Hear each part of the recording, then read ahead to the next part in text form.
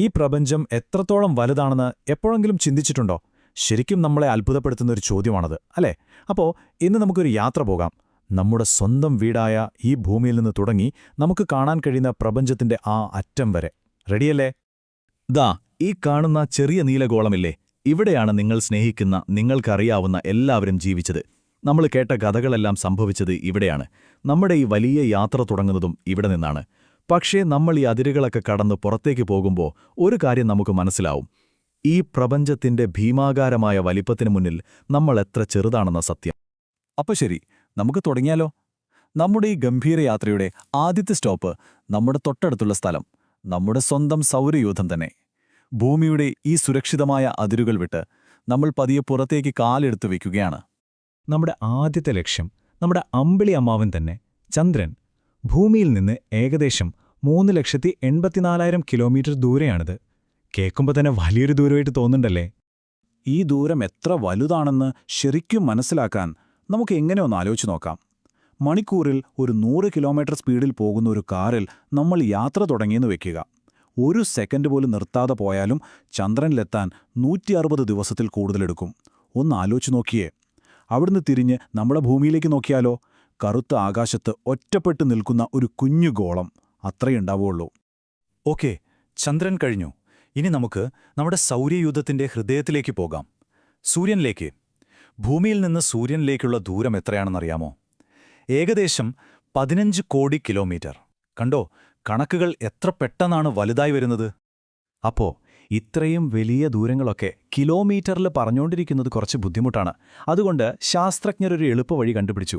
അവരൊരു പുതിയ അളവുകളുണ്ടാക്കി, astronomical unit, അല്ലെങ്കിൽ ചുരുക്കി പറഞ്ഞാൽ AU.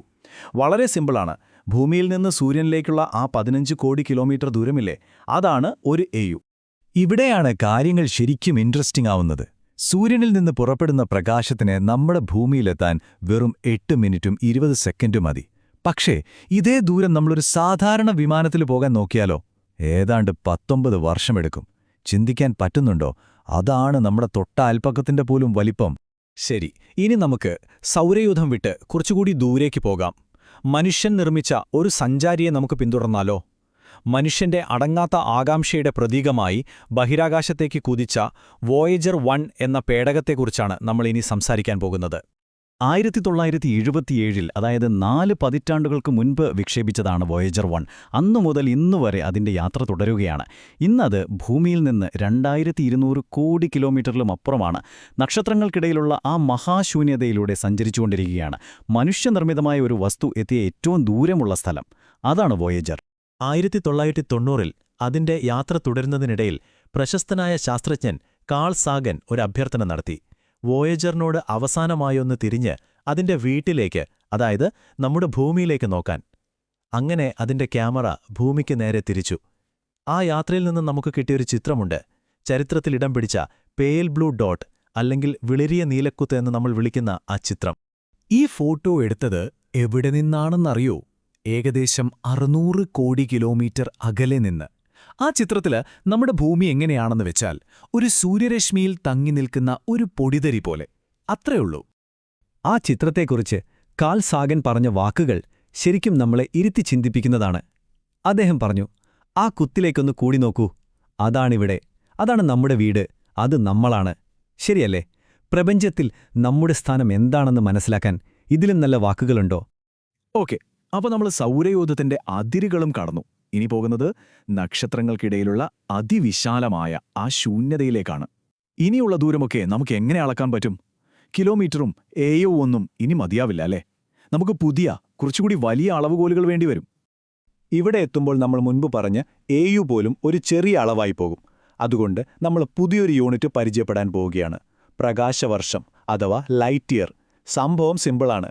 പ്രകാശം, അതായത് ലൈറ്റ്, ഒരു സെക്കൻഡിൽ ഏകദേശം 3 ലക്ഷം കിലോമീറ്റർ സഞ്ചരിക്കും. അങ്ങനെ ഒരു വർഷം മുഴുവൻ സഞ്ചരിച്ചാൽ എത്തുന്ന ദൂരമില്ലേ, അതാണ് ഒരു പ്രകാശവർഷം.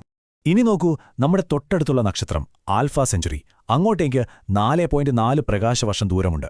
കേൾക്കാൻ ചെറിയൊരു നമ്പറാണെന്ന് തോന്നാം. പക്ഷേ നമ്മുടെ ഏറ്റവും വേഗതയേറിയ പേടകമായ വോയേജർ 1 പോലും ഈ ദൂരം താണ്ടാൻ 70,000 വർഷത്തിൽ കൂടുതൽ വേണം. അപ്പോൾ ഒന്ന് ആലോചിച്ച് നോക്കൂ, നക്ഷത്രങ്ങൾക്കിടയിലുള്ള യാത്രകൾ എത്രത്തോളം ബുദ്ധിമുട്ടാണെന്ന്. ശരി, ഇനി നമ്മുടെ ഗാലക്സിയായ ആകാശഗംഗ അഥവാ മിൽക്കി വേയുടെ വലിപ്പത്തിലേക്ക് വരാം. ഇതിന്റെ ഒരറ്റത്ത് നിന്ന് മറ്റേ അറ്റത്തേക്ക് ഏകദേശം 1,00,000 പ്രകാശവർഷം ദൂരമുണ്ട്. ഇനി രസകരമായൊരു കാര്യം പറയാം. നമ്മളിവിടെ നിന്ന് അയക്കുന്ന റേഡിയോ TV സിഗ്നലുകളൊക്കെ ഒരു കുമിള പോലെ ബഹിരാകാശത്ത് പടരുന്നുണ്ട്. അതിനെ ഹ്യൂമൻ റേഡിയോ ബബിൾ എന്ന് പറയാം. ഈ ബബിൾ നമ്മുടെ ഗാലക്സിയുടെ വെറും 0.1% മാത്രമേ കവർ ചെയ്തിട്ടുള്ളൂ. അതായത് ബാക്കിയുള്ള 99.9% സ്ഥലത്തും നമ്മളിവിടെ ഉണ്ടെന്നുള്ളൊരു ചെറിയ സൂചന പോലും എത്തിയിട്ടില്ല. അപ്പോ നമ്മുടെ ഗാലക്സി ഭയങ്കര വലുതാണെന്ന് തോന്നുന്നുണ്ടല്ലേ? എന്നാൽ നമുക്ക് ഒന്നുകൂടി സൂം ഔട്ട് ചെയ്ത് നോക്കാം.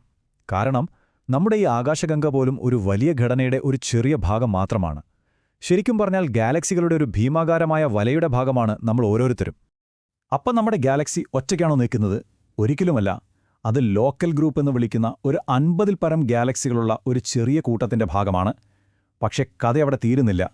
ഈ ലോക്കൽ ഗ്രൂപ്പ് ആയിരക്കണക്കിന് ഗാലക്സികളുള്ള വെർഗോ സൂപ്പർ ക്ലസ്റ്റർ എന്ന അതിലും വലിയൊരു കൂട്ടത്തിന്റെ ഭാഗമാണ്. തീർന്നില്ല. അതും 1,00,000-ലധികം ഗാലക്സികളുള്ള ലാനിയാഗെ സൂപ്പർ ക്ലസ്റ്റർ എന്ന ഭീമാകാരമായൊരു ഘടനയുടെ വെറുമൊരു അറ്റം മാത്രം. നമ്മുടെ ഈ വലിയ കോസ്മിക് വീടിന്റെ പേരാണ് ലാനിയാക്കിയ. ഹവായൻ ഭാഷയിൽ ഈ വാക്കിന്റെ അർത്ഥം അതിവിശാലമായ സ്വർഗം എന്നാണ്. ഏതാണ്ട് 50 കോടി പ്രകാശവർഷം വ്യാസമുള്ള ഈ ഘടനയ്ക്ക് ഇതിലും നല്ലൊരു പേര് കൊടുക്കാനുണ്ടോ? ശരി, നമ്മുടെ ഈ യാത്ര അതിന്റെ അവസാന ഘട്ടത്തിലേക്ക് കടക്കുകയാണ്. ഇനി നമ്മൾ പോകുന്നത് മനുഷ്യന് കാണാൻ കഴിയുന്ന, നിരീക്ഷിക്കാൻ കഴിയുന്ന പ്രപഞ്ചത്തിന്റെ ആ അറ്റത്തേക്കാണ്. നമുക്ക് കാണാൻ കഴിയുന്ന പ്രപഞ്ചമില്ലേ, അതിന്റെ വ്യാസം ഏകദേശം 93,000 കോടി പ്രകാശവർഷമാണ്. ആലോചിച്ചു നോക്കൂ, ആ സംഖ്യയുടെ വലിപ്പം നമ്മുടെയൊക്കെ ഭാവനയ്ക്കും അപ്പുറത്താണ്. പക്ഷേ ഇവിടെ ഒരു പ്രശ്നമുണ്ടല്ലോ, ഒരു വലിയ ചോദ്യം. പ്രപഞ്ചത്തിനാകെ 1380 കോടി വർഷമല്ലേ പ്രായമുള്ളൂ? പിന്നെങ്ങനെയാണ് അതിന്റെ വലിപ്പം 930 കോടി പ്രകാശവർഷമാകുന്നത്? പ്രകാശത്തിനു പോലും അത്രയും ദൂരം സഞ്ചരിക്കാനുള്ള സമയം കിട്ടിയിട്ടില്ലല്ലോ. ഇതൊരു ആശയക്കുഴപ്പം തന്നെയല്ലേ? ഇതിന്റെ ഉത്തരം കുറച്ച് വിചിത്രമായി തോന്നാം. അതിനെയാണ് കോസ്മിക് എക്സ്പാൻഷൻ എന്ന് പറയുന്നത്. അതായത് പ്രപഞ്ചം വികസിച്ചുകൊണ്ടിരിക്കുകയാണ്. മഹാവിസ്ഫോടനത്തിനു ശേഷം ഗാലക്സികൾ തമ്മിൽ അകന്നുപോകുന്നത് അവ അതിവേഗം ഓടിപ്പോകുന്നതുകൊണ്ട് മാത്രമല്ല. അതിനിടയിലുള്ള സ്ഥലം, ആ സ്പേസ് തന്നെ ഒരു ബലൂൺ വീർപ്പിക്കുന്നതുപോലെ വലുതാവുകയാണ്. ഇത് പ്രകാശവേഗതയുടെ നിയമം തെറ്റിക്കുന്നില്ല. കാരണം വസ്തുക്കളല്ല, അവയ്ക്കിടയിലുള്ള സ്ഥലം തന്നെയാണ് വലുതാകുന്നത്. ഈ വികാസമാണ് പ്രപഞ്ചത്തിന് അതിന്റെ പ്രായത്തേക്കാൾ വലിയ വലിപ്പം നൽകുന്നത്. അപ്പോൾ നമ്മൾ എത്തിനിൽക്കുന്നത് ഏറ്റവും വലിയ ചോദ്യത്തിലാണ്. ഈ പ്രപഞ്ചമിങ്ങനെ എപ്പോഴും വികസിച്ചുകൊണ്ടിരിക്കുകയാണെങ്കിൽ നമുക്ക് കാണാൻ കഴിയുന്ന ഈ അതിർത്തിക്ക് അപ്പുറത്ത് എന്തായിരിക്കും? ഒരുപക്ഷേ നമുക്കൊരിക്കലും കാണാൻ സാധിക്കാത്ത, എണ്ണിയാൽ തീരാത്ത ഗാലക്സികളും അത്ഭുതങ്ങളും അവിടെ ഉണ്ടാകുമോ? അറിയില്ല. അത് ശാസ്ത്രലോകത്തെ ഏറ്റവും വലിയ രഹസ്യങ്ങളിലൊന്നായി ഇന്നും നിലനിൽക്കുന്നു.